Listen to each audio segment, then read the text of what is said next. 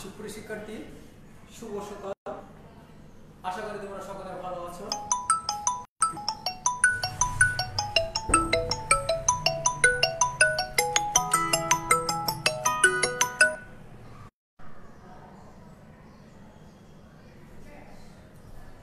আশা করি তোমরা সকলে ভালো আছো। সুপ্রিয় শিক্ষার্থী, অনলাইন শ্রেণী কার্যক্রম এই বছরও সেই 2021 সালে আমাদের সেন্ট জেভিয়ার্স হাই স্কুলে শ্রেণী কার্যক্রম শুরু হয়েছে। তাই আমি তোমাদের সপ্তম শ্রেণীর বিজ্ঞান ক্লাস নেবো। আমি আজ তোমাদের সাথে আছি দুজন স্যার। হয়তো ইতিপূর্বে তোমাদের প্রথম এবং দ্বিতীয় অধ্যায় ক্লাস শেষ হয়েছে। আমি আজকে তোমাদেরকে তৃতীয় অধ্যায়ের উদ্ভিদের বাহ্যিক বৈশিষ্ট্য সম্পর্কে নিয়ে আলোচনা করব। তো উদ্ভিদের তৃতীয় অধ্যায়ে বাহ্যিক বৈশিষ্ট্য সম্পর্কে আলোচনা করতে গিয়ে আমরা সর্বপ্রথম শুরু করব উদ্ভিদ কাকে বলে। এটা তোমরা সকলে জানো, উদ্ভিদ কাকে বলে। উদ্ভিদ কাকে বলে? যারা নিজেদের খাদ্য নিজেরা তৈরি করতে পারে তাদেরকে উদ্ভিদ বলে। আসল কথা যদি একটু ভালোভাবে বলি, উদ্ভিদ কাকে বলে? উদ্ভিদ কাকে বলে? তো আমরা এতটুকু জানি যে যারা নিজেদের খাদ্য নিজেরা তৈরি করতে পারে সালোক সংশ্লেষণের উপস্থিতি অর্থাৎ শ্বসন বিক্রিয়ার মাধ্যমে। তো শ্বসন বিক্রিয়ার মধ্যে তাদের মধ্যে একটা কণিকা থাকা দরকার, ক্লোরোপ্লাস্ট বা ক্লোরোফিল থাকা দরকার। সেই ক্লোরোফিল না থাকলে পরে আসলে সংশ্লেষণ প্রক্রিয়া সম্পন্ন হয় না। এই জন্য উদ্ভিদের সঙ্গে আমরা একটু ভালোভাবে বলতে পারি যে জীবের, কারণ উদ্ভিদ এক প্রকার জীব, তাহলে যে জীবের সালেক সংশ্লেষণ কণিকা রয়েছে এবং যারা নিজেদের খাদ্য নিজেরা তৈরি করতে পারে তাদেরকে আমরা বলি উদ্ভিদ। কি বললাম? যে জীবের সালোক সংশ্লেষণ কণিকা রয়েছে, সালোক সংশ্লেষণ কণিকা রয়েছে, সালোক সংশ্লেষণ কণিকা রয়েছে এবং যারা নিজেদের খাদ্য নিজেরা তৈরি করতে পারে তাদেরকে আমরা বলি উদ্ভিদ। তোমরা অবশ্যই উদ্ভিদ সম্পর্কে জানো যে উদ্ভিদের কাণ্ড, মূল, শ্রেণীবিভাগ এগুলো সম্পর্কে তোমাদের প্রত্যেকেরই জানা আছে। তো আমরা ক্লাস ষষ্ঠ শ্রেণীতে আমরা উদ্ভিদের সম্পর্কে জেনেছিলাম, কাণ্ড সম্পর্কে। ওখানে মরিচ গাছের একটা কাণ্ড নিয়ে এখানে আলোচনা করেছিল, বিটা, উদ্ভিদ এগুলো সব তাদের শাখা প্রশাখা, পাতা, পর্বত এগুলো নিয়ে আলোচনা করা হয়েছিল। তাই আমি ওই পাঠে আর আলোচনা করবো না। আজকে আমরা উদ্ভিদের মূল সম্পর্কে আলোচনা করব। অনেক সময় দেখা যাচ্ছে যে উদ্ভিদের মূল রূপান্তরিত হয়। মূল রূপান্তরিত হয়ে কখনো কখনো বিশেষ কাজ সম্পাদনের জন্য রূপান্তরিত হতে পারে। এটাকে বলা হয় মূলের রূপান্তর। তাই আসলে মূলের প্রধান কাজটাই, মূলের প্রধান কাজ হচ্ছে উদ্ভিদ থেকে মাটিতে আঁকড়ে রাখা এবং সোজা করে রাখা। এই মাটির গভীরে যদি মূল না যায় তাহলে কিন্তু উদ্ভিদ কিন্তু মাটিতে আটকে থাকতে পারে না। দেখো, এর জন্য যে সকল উদ্ভিদের মূল মাটির গভীরে যায় না বা ভালো জটল অবস্থায় থাকতে পারে না, সে সকল উদ্ভিদ কিন্তু একটু ঝড় বাতাস হলে কি হয়ে যায়? পড়ে যায়। এই জন্য উদ্ভিদের মূলের প্রধান কাজ হলো উদ্ভিদকে মাটির সাথে আটকে রাখা। কিন্তু এছাড়াও কখনো কখনো এই মূলের প্রধান কাজ ছাড়াও কখনো কখনো সেই বিশেষ কাজ সম্পাদনের জন্য কি করে? মোটা হয় ও রূপান্তরিত হতে পারে। তবে কেউ খাদ্য সংশ্লেষের জন্য মোটা হতে পারে। সে আমরা এই খাদ্য সংশ্লেষের জন্য যে মূলের রূপান্তর ঘটে সে সম্পর্কে আমরা আজকে আলোচনা করব। দেখো, মাটির উপরে যে পাতা দেখা যায় তা কিন্তু মূলের উপরে অবস্থিত। যে সকল আমি মূলের রূপান্তর সম্পর্কে বলছি সেই সকল মূলের শুধুমাত্র মাটির উপরে হালকা হালকা কাণ্ড থাকে, পাতার উপরে সেই ছোট কাণ্ডের উপরে যে পাতা অংশটি দেখা যায় সেটাকে আমরা বলবো কাণ্ডের গা থেকে বেরিয়েছে। দেখো, আমি তোমাদেরকে কিছু উপকরণ দেখাবো। এটা নিশ্চয়ই তোমরা বুঝতে পারছো এটা কি জিনিস। আমি নামকরণ এখনই বলবো না, তোমরা একটু ভেবে নাও এটা কি জিনিস হতে পারে। একটা উপকরণ, আমি আরো একটা উপকরণ দেখাবো তোমাদেরকে। দেখো, এই আরেকটা উপকরণ, তোমরা একটু ভালো করে খেয়াল করো, কিছু দেখতে পাচ্ছ কিনা এই উপকরণটা সম্পর্কে। একটু ভালো করে খেয়াল করো এই উপকরণটা সম্পর্কে তোমরা দেখতে পাচ্ছ কিনা দেখো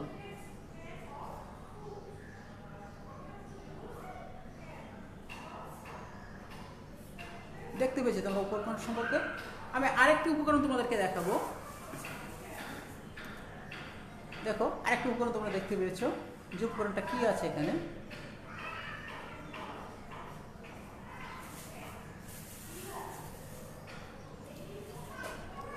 দেখো এটা আরেকটা উপকরণ তোমরা ভালো করে খেয়াল করো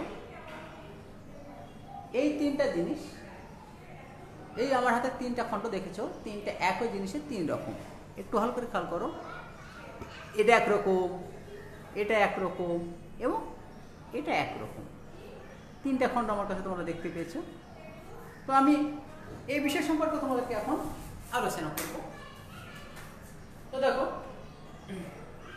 এটা কিন্তু আমরা জানি শালগম বা বিটকপি বলা হয়ে থাকে এটাকে কিন্তু আমরা খাদ্য হিসেবে গ্রহণ করে থাকি এখানে যে প্রত্যেকটি উপকরণ তোমাদেরকে আমি দেখিয়েছি এই একটা এটা হচ্ছে মিষ্টি আলু বা কম আকৃতির মূল এটা একটা দেখেছি এটা দেখিয়েছি আর এটা হচ্ছে গাজর আমি তিনটা জিনিস তোমাদেরকে দেখিয়েছি এই তিনটা প্রত্যেককে আমরা খাদ্য হিসেবে গ্রহণ করি এটা আমরা কাঁচা বা সবজি হিসেবে বা রান্না করে খেতে পারি এগুলোও সবজি হিসেবে আমরা খেতে পারি জাস্ট এটাকে আমরা কাঁচা খেতে পারি না রান্না করে খেতে হয় এটাকে আমরা কাঁচা বা সবজি হিসেবে গ্রহণ করতে পারি এই যে তোমাদেরকে দেখালাম এরা প্রত্যেকেই কিন্তু কোনো উদ্ভিদ নয় কাণ্ড নয় প্রত্যেকটি কিন্তু একটা দেখো কাণ্ড এই অংশে দেখো জাস্ট এতটুকু আছে তার কাণ্ড আর এই অংশটার পাতা আর এই যে অংশটা দেখছো বড় এই অংশটা হচ্ছে কি এইটার একটা মূল এই মূলটি খাদ্য সঞ্চয়ের ফলে মোটা হয়েছে এবং রসালো হচ্ছে তারা দেখাচ্ছে আমরা ঠিক কিন্তু আসলে এটার কিন্তু কোনো মুকুল নেই পাতা আছে কিন্তু পর্ব বা পর্বের মধ্যে নেই তোমরা ষষ্ঠ শ্রেণীতে শিখেছো পর্ব বা পর্ব মধ্য কাকে বলে কিন্তু এটার পর্ব কিন্তু বা পর্ব মধ্য নেই শুধুমাত্র কিছু সবুজ অল্প একটু কাণ্ড রয়েছে তার ভিতরে একটা অংশ রয়েছে এইভাবে আমরা আকৃতিগত দিক দিয়ে দেখা যাচ্ছে এই মূলের আকৃতি তোমাকে দেখলাম তিন রকমের এখানে আরেক রকমের মূল আছে যেটা আমি সংগ্রহ করতে পারিনি এবং তোমাদেরকে আমি দেখাতে পারলাম এই মূলের আকৃতিগত ভাবে একটি মূলকে সাধারণত চারটি অংশে বিভক্ত করা যায় কয়টি অংশে বিভক্ত করা যায় সুপ্রিয় শিক্ষার্থী মূলের আকৃতিগত ভাবে সাধারণত চারটি ভাবে আমরা কি করতে পারি ভাগ করতে পারি একটা হচ্ছে মূল আকৃতির মূল এক হচ্ছে মূল আকৃতির মূল তাহলে আকৃতিগত মূল আছে চার প্রকারের এক হচ্ছে মূল আকৃতির মূল তোমরা অবশ্যই নামের সাথে বুঝতে পারবে মূল আকৃতির মূল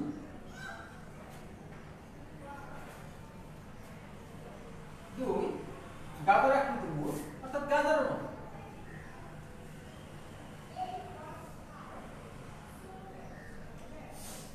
এবং তিন শালগম আকৃতির মূল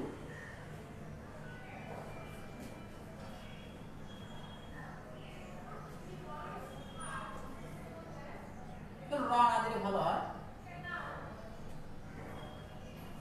এবং চার কন্দ আকৃতির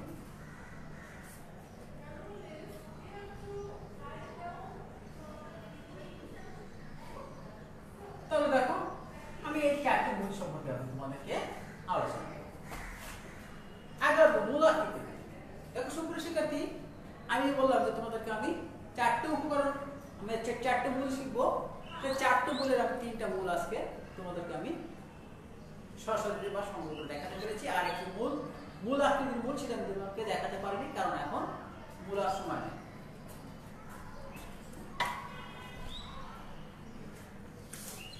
তো এই মূল আকৃতির মূল সম্পর্কে দেখো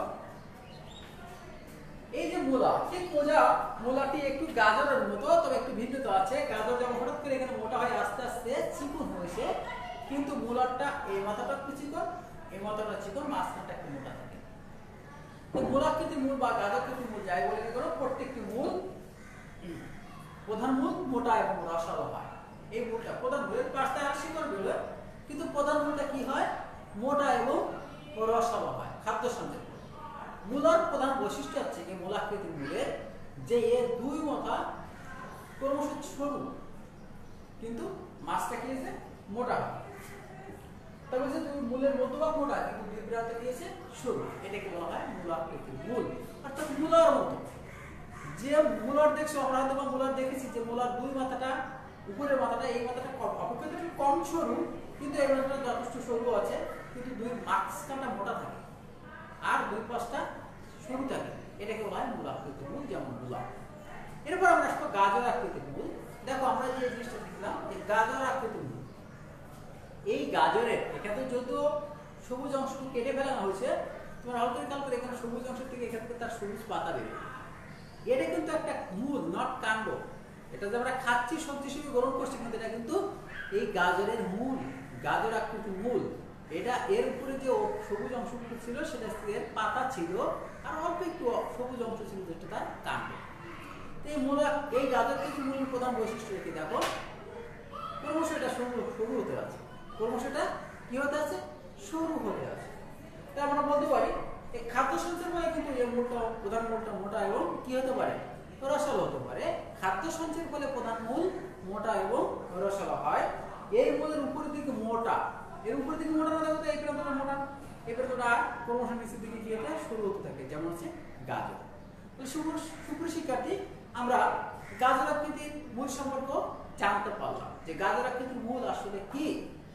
গাজর এক প্রকার গাজর আকৃতির মূল, যে মূল আসলে গাজরের মতো আকার ধারণ করে, অর্থাৎ যার প্রধান মূল মোটা এবং রসালো হবে, কিন্তু তার উপরি প্রান্ত মোটা এবং আস্তে আস্তে নিচের প্রান্তটা ক্রমশ শুরু হতে থাকে।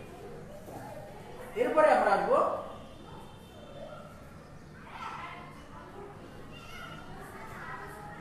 শালগম আকৃতির মূল সম্পর্কে। এ মূলটা কি করবে, প্রধান মূলটি উপরের অংশ, প্রধান মূলটি এটা খাদ্য সঞ্চয় মোটা এবং রসালো হয়, প্রধান মূলের উপরের অংশটি কি হবে, খাদ্য সঞ্চয় করে গোলাকার হবে, গোলাকার দেখছে এটা গোলাপ। কিন্তু একটা জিনিস তোমরা একটু ভালো করে খেয়াল করো, এর এইখান থেকে দেখো কেটে নেওয়া হয়েছে, যে এটা কেটে নেওয়া হয়েছে, হঠাৎ করে মোটা প্রধান এই প্রান্তটি মোটা, এই প্রান্তটি তার মোটা এই, কিন্তু দেখো এইখানে আস্তে আস্তে চিকুন হয়েছে, চিকুনতে হঠাৎ করে এই অংশ যেখান থেকে কেটে ফেলানো হয়েছে, এই যে কেটে ফেলানো হয়েছে এরকম লম্বা ছিল, কিন্তু এরকম চিকুন লম্বা। তাই প্রধান মূলটি খাদ্য সঞ্চয় ফলে মোটা এবং রসালো আছে, কিন্তু উপরে প্রান্ত, কিন্তু হঠাৎ করে নিচের প্রান্তটা একদম সরু হয়ে যায়, একদম কি হয়ে যায়, সরু হয়ে যায়, এরকম সরু। এই জন্য শালগম আকৃতির মূল তাকে বলা হচ্ছে যে মূল খাদ্য সঞ্চয় ফলে গোলাকার এবং নিচের অংশ হঠাৎ শুরু হয়ে যায়, হঠাৎ কি হয়ে যাচ্ছে, শুরু হয়ে যাচ্ছে, সেই সকল মূলটাকে আমরা বলবো কি, শালগম আকৃতির মূল। এটা হতে পারে শালগম আকৃতির মূল। আবার আমরা যে ওল বলি, ওল অর্থাৎ ওলকপি, সেই ওলকপিটাও কিন্তু শালগম আকৃতির মূল। এরপরে আমরা খুব কন্দ আকৃতির মূল। দেখো আমি তোমাদের এখানে একটা উপকরণের চারটে অংশ তোমাদেরকে আমি দেখাচ্ছি।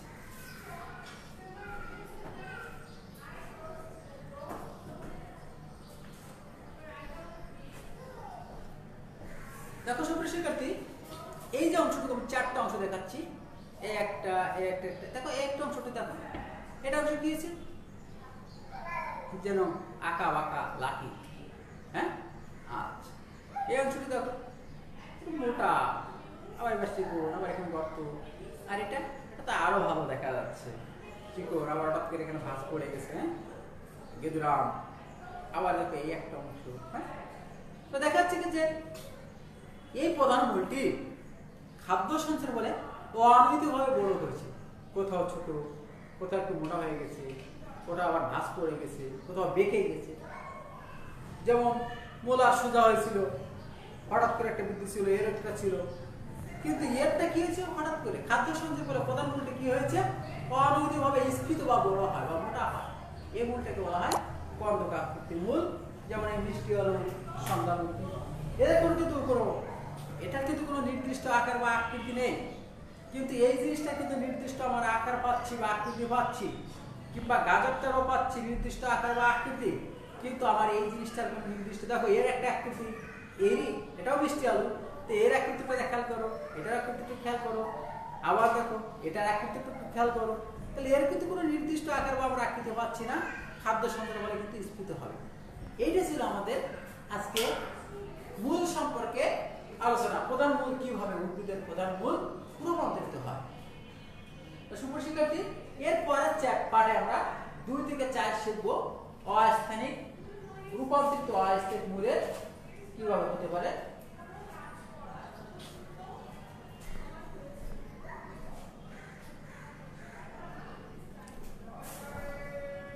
তো সুপ্রিয় শিক্ষার্থী, আমি তোমাদেরকে আরেকবার একটু মনে করিয়ে দিই যে পাঠটা শিখলাম সেই পাঠ সম্পর্কে আরেকটু বিস্তারিত আলোচনা করব, আর একবার রিভিশন দিব, তারপর আমরা ক্লাসটা শেষ করব। আগে আমরা শিখলাম যে উদ্ভিদ কাকে বলে।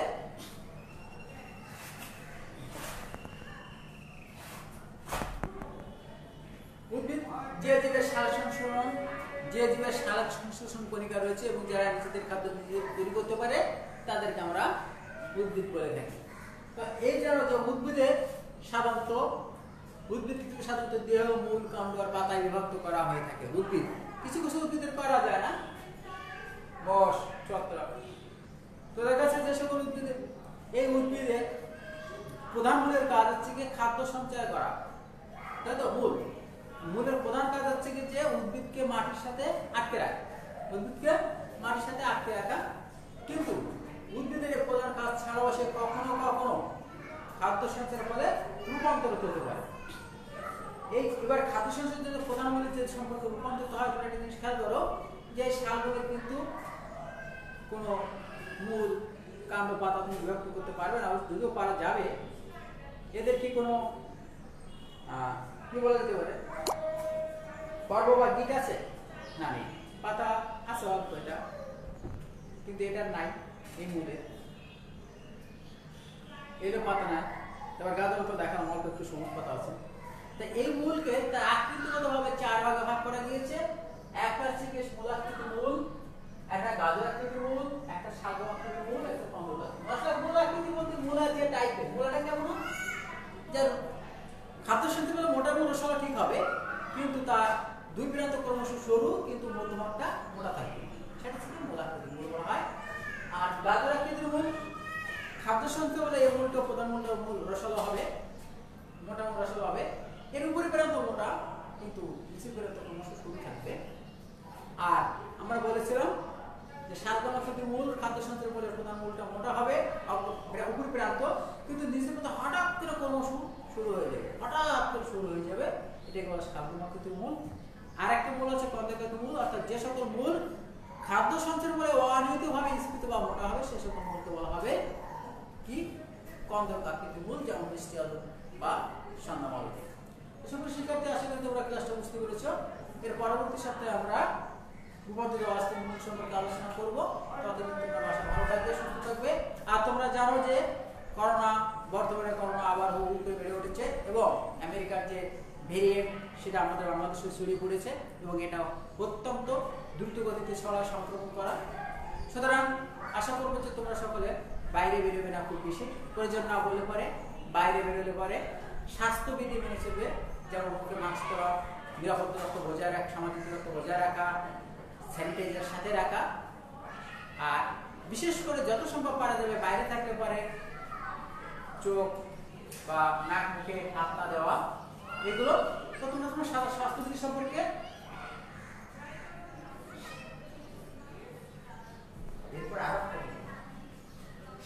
সম্পর্কে তোমরা সচেতন থাকবে, ভালো থাকবে এবং পড়াশোনা মনোনিবেশ বসাবে। ভালো থাকো, সুস্থ থাকো।